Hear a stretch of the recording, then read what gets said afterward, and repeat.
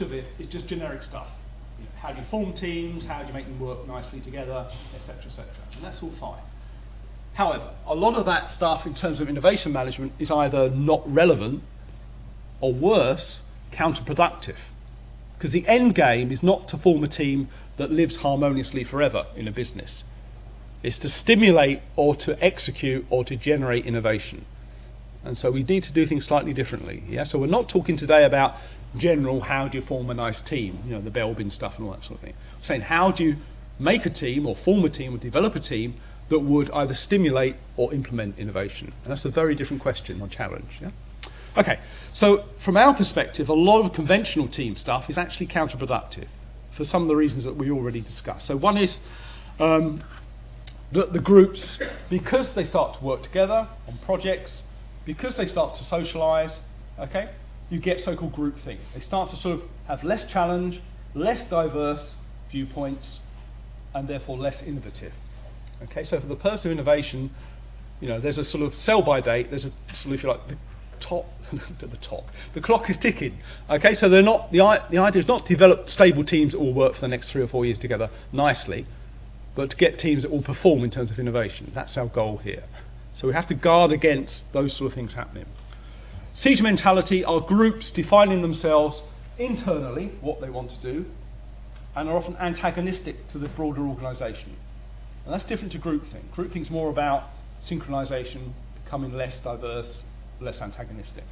Siege mentality is inward looking. The group's now more important, yeah? And therefore they get distant from the host organisation. And we need to guard against that if we're trying to innovate, because that's not conducive. They don't share knowledge, don't share resources, yeah, and they don't do it for the purpose of the organisation.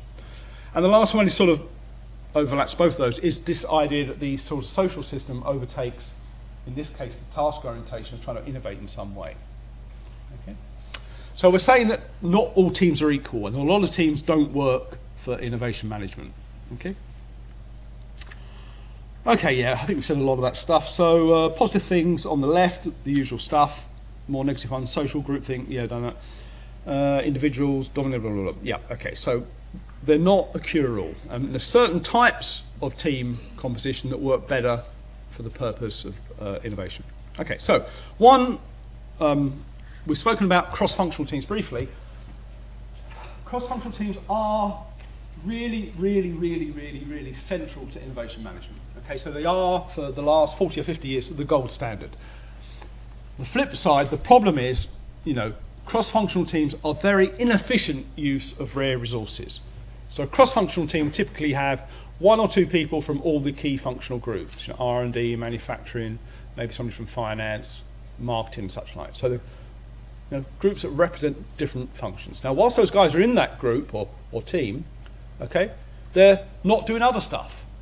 Yeah, they're focused on that stuff, but they're not doing other stuff. So it's a very inefficient mechanism in terms of managing resources and projects. Yeah. So cross-functional teams are the aspirational goal, but often organisations won't go the whole way because of the resource implications. And there are other ways like matrix organisations that try to capture that benefit, but frankly don't. So people stay in their day job, but then they're attached virtually to other teams. And the evidence suggests they don't work very well at all, because you get conflicting goals and such like. So certainly cross-functional teams is one type of diversity. And all of the evidence suggests they deliver. Okay? But it's hard to convince organisations sometimes because all they see is the fact that these guys aren't doing other stuff. Okay, so generally speaking, underline the generally, highlight a pen, diversity within groups is generally a good thing for innovation outcomes. But it begs the question, what type? So one type of diversity, which we know time and time again, is this idea of functional or prior experience. So basically, what is it you're experienced or knowledgeable of? Is it marketing? Is it technology? What part of technology? Is it finance? What is it? Is it supplier knowledge, customer knowledge? So the idea is that different backgrounds in that respect is a very good way of forming a team for a whole bunch of reasons. I mean, why do you think these sort of cross-functional teams or these teams with people with different educational backgrounds perform so well in terms of innovation? What are the reasons? Different ideas coming together. Certainly you tend to get different backgrounds in terms of education and experience or functional expertise You see the world in a different way, you have different experiences, you bring different things to the team. Now the flip side is, if you look at our super chart here, if you can see it, yeah, so that's opposite almost to groupthink. Now the downside is you don't necessarily get a harmonious group, yeah? Because people say, well, that's not how it works in my part of the organisation, that's not how it worked in my previous job, and you get, shall we say, lively discussion, yeah? Now there's an issue then how you deal with that, but certainly you get more diverse inputs. Any other benefits of cross-functional teams or teams with broad, different backgrounds? So one is, if you like, the diversity of inputs and viewpoints. Different perspectives on knowledge. Yeah, different perspectives, and actually not just on knowledge, but of knowledge. So you might, yeah, you've got people there who are experienced and or trained, hopefully deeply, in certain areas. It might be technical, it might be commercial, it might be financial, but they're working together with a common goal. Again, may not be harmonious, but you'll get those inputs early on. So that diversity of knowledge, which is different, you know, to the perspectives and the inputs, but it's complementary. So you put those two together, you can see why these cross-functional teams are very powerful. Yeah?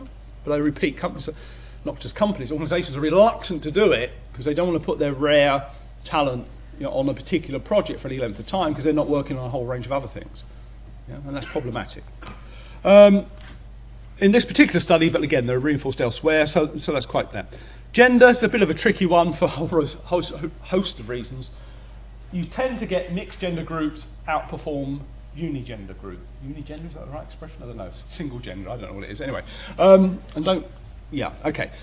Now, what the sweet spot is, the studies argue, because it depends on what the project's trying to achieve. Yeah. So basically, what we're arguing is if you've got 100% male or 100% female, they're unlikely to perform as well in terms of innovation outcomes as a 60-40 or a 70-30 split, either way. Yeah, for the same reasons, I suspect, of the functional diversity. As you get diverse inputs, different viewpoints, yeah? And I think that up to a point, yeah, is a healthy thing. Beyond a certain point, it's destructive. Yeah, got that U-shaped curve. Okay. Age diversity is a tricky one. It's not a tricky one, but it's not, I don't think, intuitive. Age diversity, depending on how old you are, looks like it's generally a bad thing in terms of innovation outputs. So what the research tells you is having a mixture of ages in a particular group is not a good idea in terms of innovation. However, if you look at the age of groups, it's not a predictor of innovation. So what we're saying is a group of 25-year-olds is not necessarily going to outperform a group of 50-year-olds in terms of innovation. However, if you get a mixed group of 25 and 50-year-olds, it ain't going to do very well. Yeah? So it's the diversity of ages rather than the age itself is what the research tells us. What do you think is going on there? Why would that be? Yeah. Probably generation gaps, different perspectives, clashing. Yeah, I guess when they get too far away, then even the language is different and the priorities. Because what we want is some tension. We said that about the functional and gender. We want some tension, but maybe it gets too large, so they're not even communicating using different language, different priorities. So maybe something like that. There's also issues of hierarchy going on. Because if it's the same organisation, yeah, not all things being equal, you get bosses who are younger than you. Not yet. But it happens, yeah, I imagine. And I imagine that's very strange. But anyway, but it's not necessarily hierarchy equals, in terms of that, but age. But it can be a proxy measure, and that makes communication in groups very non-transparent if you have that superimposed. Yeah. So there's a couple of reasons why that's a bit prickly. Yeah.